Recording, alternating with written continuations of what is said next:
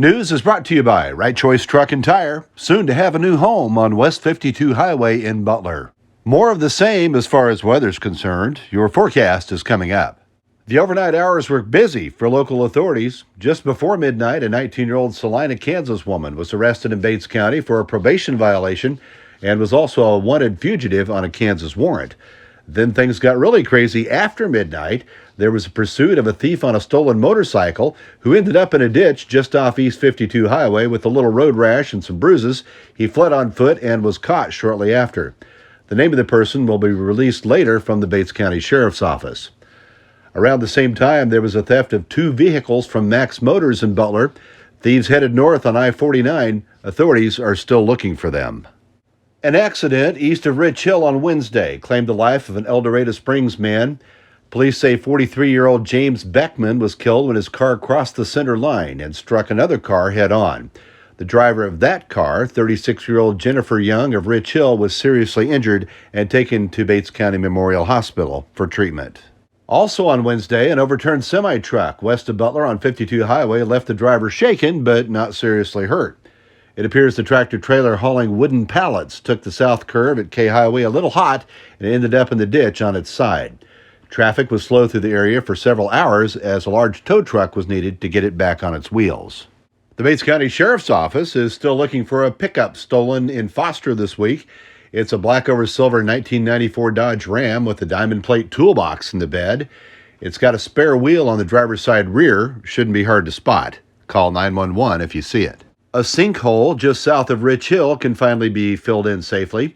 The Missouri Department of Natural Resources and the Missouri Geological Survey have concluded that the 22-foot-long, 17-feet-wide, 8-foot-deep depression, which appears to be an old mine shaft, can be filled without worry of further collapse. Sounds like work will begin soon.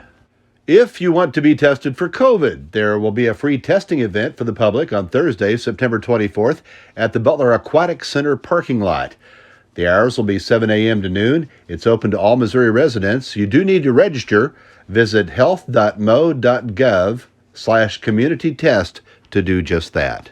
In these times, you may be thinking it would be a good time to improve your mind, and you can do just that by way of Zoom classes offered by the Missouri Extension Office. The online class begins September 28th and can help you form new habits for a healthier lifestyle. The classes run through October 21st and cost $20. Register at extension2.missouri.edu as seen here. The November election is promising to be an interesting one and quite competitive even on the local level. Several state representative positions are contested, as well as the seat for Bates County Northern Commissioner. Republican Ken Mooney is running against Democrat incumbent Alvin Griffin. For Southern Commissioner, Republican Trent Nelson will face off with Democrat incumbent Larry Hacker.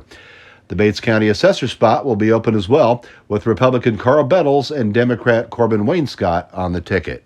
Also on the ballot is the Amendment 1 question asking if you support amending the Missouri Constitution that would extend the 2-term restriction for governor and treasurer. Also, Amendment 3 will be asking if you want to amend the Constitution to ban gifts for lobbyists, reduce legislative campaign limits, and change the redistricting process that was approved in 2018. We highly recommend studying the ballot carefully, and as always, exercise your right to vote. Don't forget, the Upland City garage sales will be ongoing through tomorrow. Looks like the list of those that signed up is pretty big, and there'll be plenty of others as well. With near-perfect weather, it'd be a great time to get out and shop. You'll find a map and more info on Mid-America Live. Search Appleton City Garage Sales. Also tomorrow is the Bates County Youth Livestock Sale at the Youth Building at the Bates County Fairgrounds. There'll be a dandy dinner at 5:30 with the sale at 7 p.m. It'll be a little different this year. Livestock and owners will be shown on a large video display for bidders to see. Thanks goes to Alvin Griffin and Carl Simpson for providing the sale bill and the auction cards, and everyone's invited to attend whether bidding or not. And a little further down the road, the Butler Homecoming Parade will be next Friday, the 25th, starting at 2 p.m. Line up at 1:30 at the Butler High School parking lot. Sorry, due to COVID concerns, no candy can be thrown. In obituary news, Hadley Scroggum, 86, of Rich Hill, passed away September 15th at Butler Center. Memorial services at Oak Hill Cemetery will be held at a later date and under the direction of Schoengert Funeral Home of Butler. Online condolences can be left at schoengertchapel.com. Karen Mallett, 68, of Butler, passed away September 11th in Kansas City.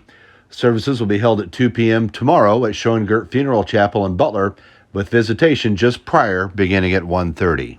Brenda Nichols, 74, of Drexel, passed away Sunday, September 13th in Kansas City. A visitation will be held tomorrow from 10 to 11 a.m. at Mullinex Funeral Home in Drexel. Graveside services will follow at Sharon Cemetery near Drexel. Weather is brought to you by Mary Kaufman and Western Missouri Realty. She's got some hot deals. Check her listings on the Mid-America Live shopper page. Pretty simple forecast. We'll see mid-50s at night and mid-70s during the day for the foreseeable future. We'll creep closer to the 80-degree mark around midweek.